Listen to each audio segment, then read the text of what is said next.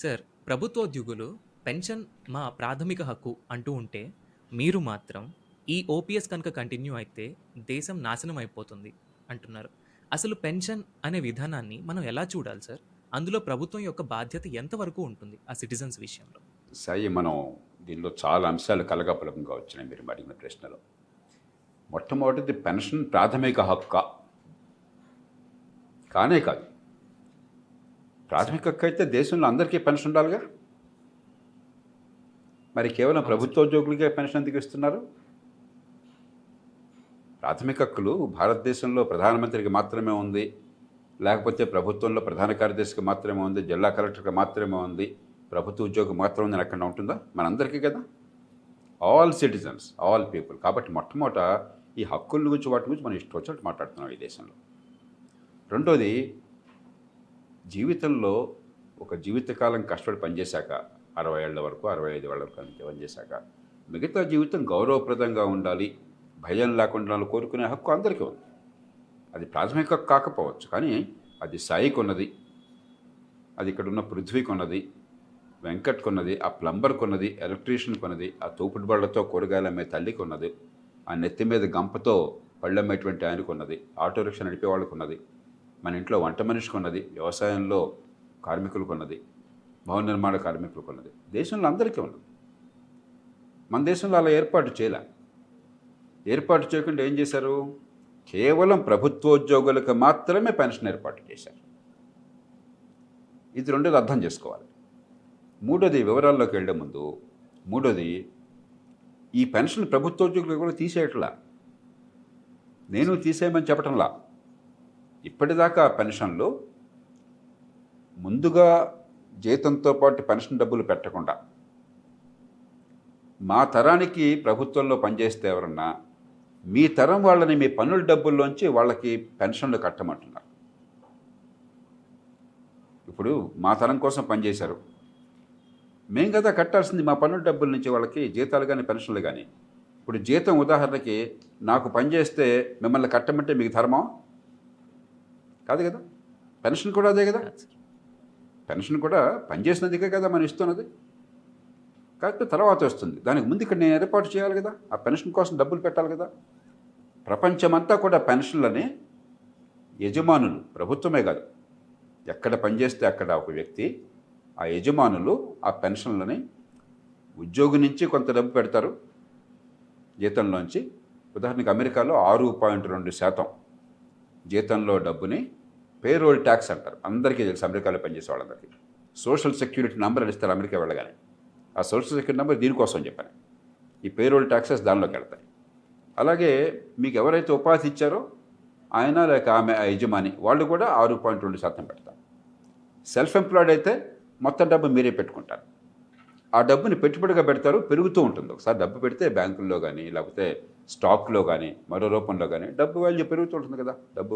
ఆ డబ్బు పెరుగుతూ ఉంటుంది.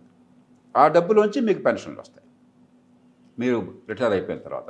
అది బిల్ గేట్స్కి వర్తిస్తుంది, అది జో బైడెన్కి వర్తిస్తుంది, ప్రభుత్వంలో పనిచేసే వాళ్ళకి వర్తిస్తుంది, మరి హోటల్లో రెస్టారెంట్లో స్టూవర్డ్గా పనిచేసే వాళ్ళకి వర్తిస్తుంది, యాక్టర్లకు వర్తిస్తుంది, ట్యాక్సీ డ్రైవర్లకు వర్తిస్తుంది, అందరికీ వర్తిస్తుంది సమానమైన రీతిలో.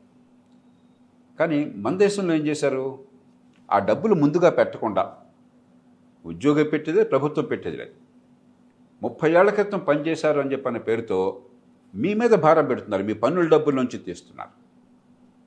పన్నుల డబ్బులు ప్రతి తరానికి ఎందుకు మనం ఇస్తున్నాం? పన్నులు మీరు ఎందుకు కడుతున్నారు? మనకి ఉమ్మడి సేవల్ని ప్రభుత్వం అందించాలి, సొంతంగా చేసుకునే పనులు ప్రభుత్వం చేయాలని చెప్పని. ఆ డబ్బులు మనం ఉమ్మడి సేవలకు ఉపయోగించకుండా గతంలో ఎప్పుడో చేసిన పనికి, మన తాతలకి మన తండ్రులకి చేసిన పనికి ఈవేళ పెన్షన్ మన పన్నుల డబ్బుల నుంచి ఇస్తే వచ్చే తరం ఏమవుతుంది? నాశనం అవుతుందా లేదా? అవును సార్. ఇక్కడ తాగల ఈ పెన్షన్ భారం అదే పనిగా పెరిగిపోతా ఉంది. పెన్షన్ భారం అదే పనిగా పెరిగిపోతా ఉంది. ఎందుకనంటే సరే, ధరలు పెరిగితే ధరలతో పాటు మన పెన్షన్ డబ్బులు పెరగాలి, న్యాయం. ఎందుకంటే గత నెల 1000 రూపాయలు వచ్చింది నాకు, వచ్చే ఏడాదికి నాకు ఒక 10% ధరలు పెరిగినాయి. 1000 బదులు 1100 రావడం ధర్మమే, దాన్ని ఎవరో కాదన్నారు. కానీ అలాగది పెరిగేది. అదే పనిగా పే రివిజన్ కమిషన్ల పేరుతో జీతాలని ప్రభుత్వం అమాంతంగా పెంచేస్తోంది గత 30 ఏళ్లలో. దాంతో ఏమైంది? పెన్షన్ల భారం విపరీతంగా పెరుగుతోంది. గత 17 ఏళ్లలో మన రాష్ట్రాలలో కానీ దేశంలో కానీ పెన్షన్లు 11 రెట్లు పెరిగినాయి. 17 సంవత్సరాల్లో 11 రెట్లు. మన ఉదాహరణకి ఎఫ్డీఆర్ ఏర్పాటు చేసినటువంటి ఒక సమావేశంలో ఒక మాజీ డీజీపీ గారు, రిటైర్ అయిన డీజీపీ గారు చెప్పారు, రిటైర్ అయినప్పుడు ఆయన జీతం 40,000 అంతా కలిపి, ఆయన పెన్షన్ 20,000. ఈవేళ పెన్షన్ 1,60,000. 20 ఏళ్ల క్రితం రిటైర్ అయిన ఆయన. ఈ భారం అంతా వచ్చే తరం మీద పన్నుల్లోంచి పడుతుంది. కాబట్టి ఈ పద్ధతి, ఈ ఓల్డ్ పెన్షన్ సిస్టమ్ అంటే ఈ పద్ధతి. భవిష్యత్తు మీద భారం వేసి వాళ్ళు డబ్బులు పెట్టకుండా ఉంటాం, జీతాలు అమాంతంగా పెంచేస్తే పెన్షన్లు కూడా అమాంతంగా పెరిగిపోవటం, చాలా రెట్లు పెరిగిపోవటం, వచ్చే తరం నుంచి పన్నుల రూపంలో వసూలు చేయటం. మార్కెట్లో ఉదాహరణకి ఒక డ్రైవర్ ఉన్నారు, ఒక కెమెరామన్ ఉన్నారు, మార్కెట్లో 20,000 జీతం అనుకుందాం బయట. పెన్షను ఆ పని చేసి రిటైర్ అయిన కారణంగా అదే పని చేసిన వాళ్ళకి పెన్షను 60,000-70,000 వస్తుంది. పని చేస్తున్న వాళ్ళకి జీతం మార్కెట్లో 20,000 ఉంటే పెన్షన్ 70,000 మన పన్ను డబ్బుల నుంచి ఇవ్వాలంటే అది సాధ్యమయ్యే పనే. కాబట్టి ఈ కొత్త పెన్షన్ పద్ధతి ఏమీ లేదు.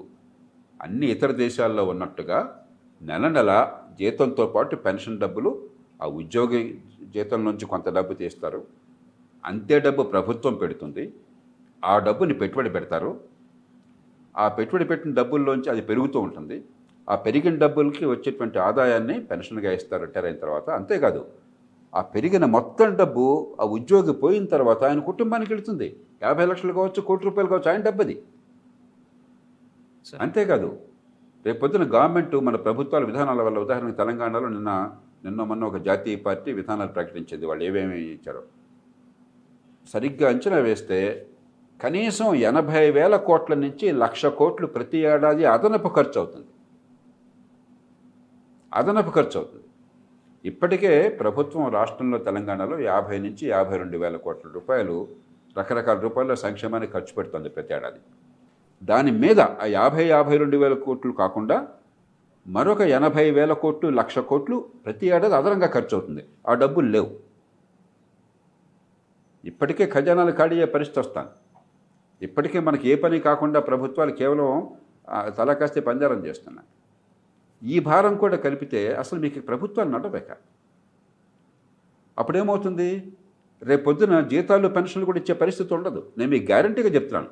ప్రభుత్వోద్యోగులు ఏమనుకుంటానంటే అమాయకంగా, మాకు ఖచ్చితంగా ఇవన్నీ వస్తాయి, మేము గట్టిగా పోరాడినట్టయితే, పార్టీల మెడలు వంచినట్టయితే, భయపడిపోయి మాకు చేసినట్టయితే, మాకు గొంతు ఉంది కాబట్టి, సంఘటిత శక్తి ఉంది కాబట్టి మాకు బ్రహ్మాండంగా వస్తాయి అని చెప్పనుకుంటున్నారు. నేను నిశ్చయంగా చెప్తున్నాను, నేను అంకెలతో సహా చెప్తున్నాను మీకు, ప్రభుత్వాలు ఇప్పటికే జీతాల కోసం, పెన్షన్ల కోసం అప్పులు చేస్తున్నాయి. జీతాలు, పెన్షన్లు లేకపోతే కట్టాల్సిన అప్పుల మీద వడ్డీలు కలిపితే ప్రభుత్వాలకు వచ్చే ఆదాయాన్ని ఇప్పటికే దాటిపోయినారు. కొన్నేళ్లు పోయాక ప్రభుత్వాలకు వచ్చే ఆదాయంతో పోలిస్తే 5-6 రెట్లు పెరగబోతోంది ఈ ఖర్చు, ఒక్క పైసా ప్రజలకు పనిచేయకుండా. ఇక ఆ స్టేజ్ వచ్చిన తర్వాత మీకు జీతాలు ఇవ్వలేరు, పెన్షన్లు ఇవ్వలేరు, ఎందుకంటే మీకు అప్పులు పుట్టవు. కాబట్టి అసలు పెన్షన్లే ఉండవు. ఇప్పుడైతే పెన్షన్లు వస్తాయి అనుకుంటున్నారు, భ్రమలో ఉన్నారు.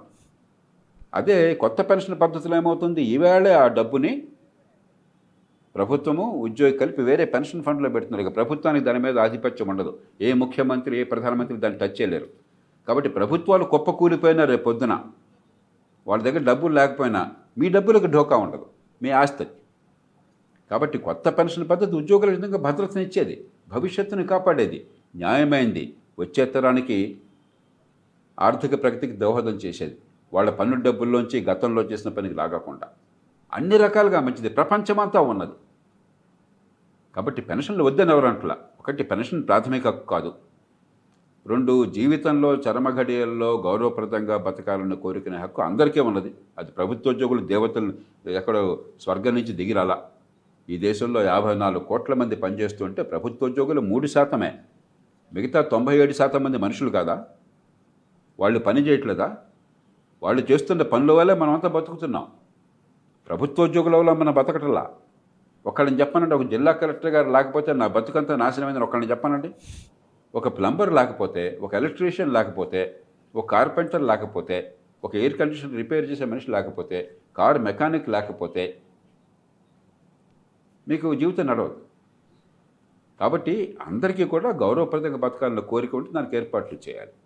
ఆ ఏర్పాట్లు జరుగుతున్నాయి. గతంలో ఆ ఏర్పాట్లు జరగల, ఇప్పుడు జరుగుతున్నాయి. భరోసా ఉండేలా ఏర్పాటు జరుగుతుంది. భవిష్యత్తులో భద్రం ఉండేలా ఏర్పాటు జరుగుతుంది. ప్రభుత్వాలు ఆర్థికంగా దివాలా తీసే పరిస్థితులు ఉన్నాయి దేశంలో కాలక్రమేణా. ప్రభుత్వాలు దివాలా తీసినా కూడా ఉద్యోగులకు పెన్షన్లు ఉంటాయి. కాబట్టి ఉద్యోగులు కానీ ఇతరులు కానీ విషయం అర్థం కాక కొంత గందరగోళం ఉంది, ప్రజలకేమీ తెలియదు కాబట్టి గందరగోళం చేద్దామని మరికొంత, అపోహలతో మరికొంత, రకరకాల కారణాలుగా మాట్లాడటం తప్ప ఆ వాదనలో ఏ మాత్రం పసలేదు.